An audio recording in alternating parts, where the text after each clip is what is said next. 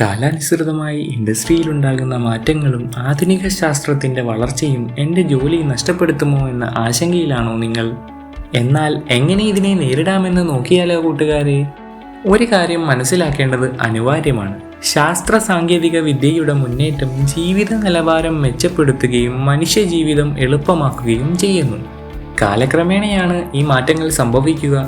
അതിനാൽ തന്നെ ഭയപ്പെടേണ്ട യാതൊരു ആവശ്യവുമില്ല. ആധുനിക ശാസ്ത്രം എത്ര വളർന്നാലും അതിനെ കൈകാര്യം ചെയ്യുക എന്നത് മാനുഷികമാണ്. ഇപ്പോൾ കൂട്ടുകാർക്കുണ്ടാകുന്ന ഒരു സംശയമാണ്, അതൊരു മാറ്റമല്ലേ, ഇതിനെ എങ്ങനെ മറികടക്കും? ഒരു ഉദാഹരണത്തിലൂടെ നമുക്ക് മനസ്സിലാക്കിയാലോ? ഒരു കുഞ്ഞ് ജനിക്കുമ്പോൾ അവനൊന്നും അറിയുകയില്ല.